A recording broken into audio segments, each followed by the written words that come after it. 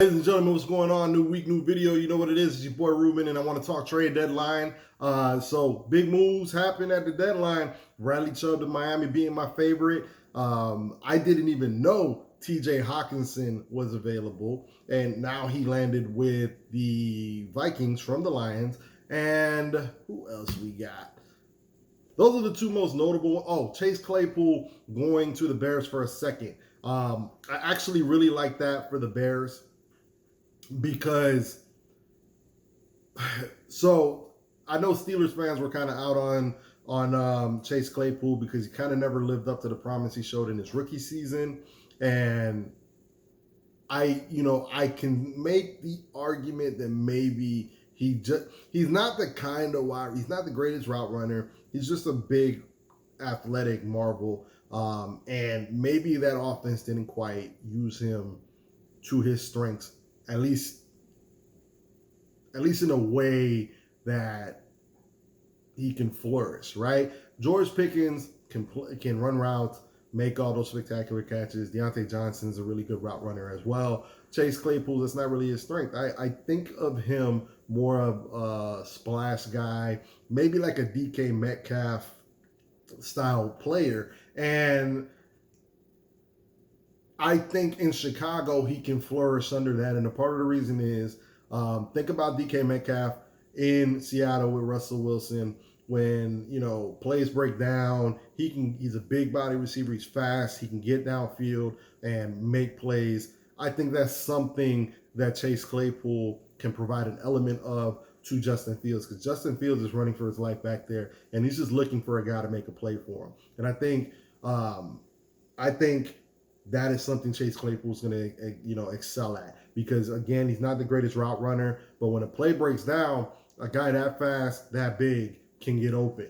So maybe he doesn't initially create separation based on whatever route they have him running, but in Chicago, I think they'll have him running simpler routes, and using him just in general more to his strengths.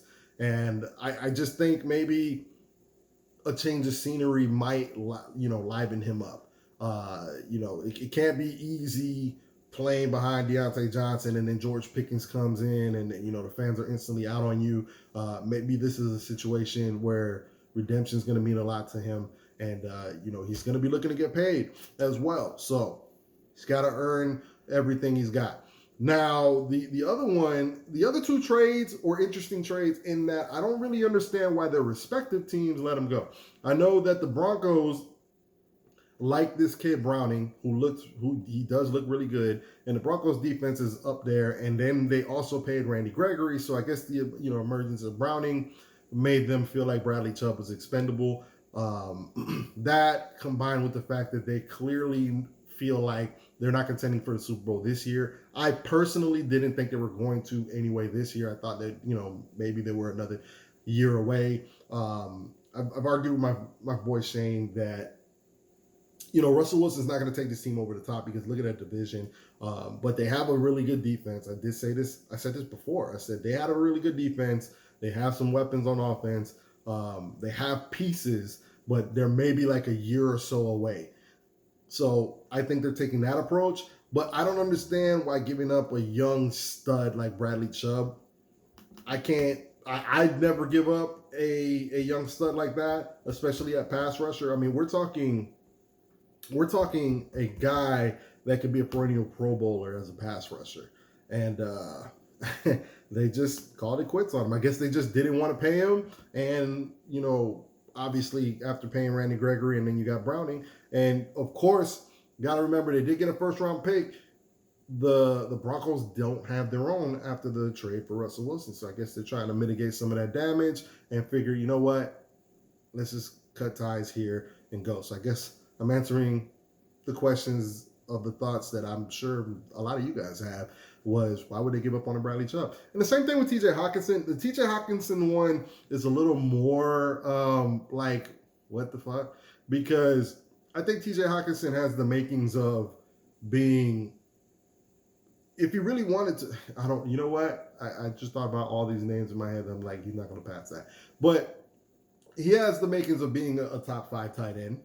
He's He's a very good blocker, very good pass catcher. His only issue is he's constantly hurt, and maybe that ran sour on the Lions, so they decided to recoup some value. They got to do something about that defense because I really feel like that's the only thing holding them up is that defense. That Lions offense has so much speed, so many playmakers on it, but they're never on. Excuse me, they're never on the field at the same time. So due to injury, so I mean, I guess they're just trying to get some draft picks so they can try and shore up their defense next year. They know they're out of the mix right now, and they'd have to make a hell of a run to make the playoffs. And even if they do, can't imagine that they're gonna make a deep run. So this was obviously to get them some compensation so they can make some moves next year. But interesting move by the Vikings. I like the Vikings a lot. I have said earlier in the season that I think the Vikings are, have the kind of roster that they would be Super Bowl contenders. Like I probably picked them to go to the Super Bowl if Kirk Cousins was not their quarterback. I don't trust Kirk Cousins when the lights are brightest. The guy always is going to fail you. Like I'm telling you right now, if you're a big gambler, if Kirk Cousins ends up in a primetime situation, now keep in mind this is going to be an interesting year, okay? Because you might find yourself in a situation like there's some teams that might make the playoffs that in any other year probably wouldn't have. So for instance, like this doesn't count if the Vikings end up playing the Giants, and then mind you, they might still find a way to lose because it's Kirk Cousins. But Kirk Cousins in prime time is horrendous. I'm telling you now, I'm just going to tell you that he's horrendous. I almost did it. I almost said, you know what? Watch, because I said this. Let this be the year that Kirk Cousins makes a deep run in the playoffs. It is what it is. Don't care. Go to his primetime records. He's awful. But that roster, Zadarius Smith, I think, is leading the league in sacks.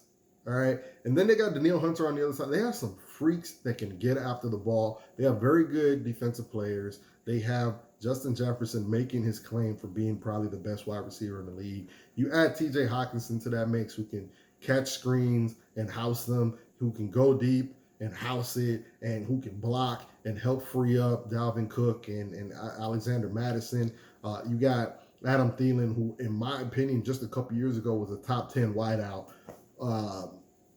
That team has all the weapons it needs and all the things, and it's designed in a way that can make a big run, except for quarterback. So that's my thoughts on the trade deadline. Did I miss anybody that you guys are hype on? Remember to like, share, subscribe, comment, obviously, down below so I can answer any questions you guys got. And any suggestion for the next video, holla at your boy. All right? Peace.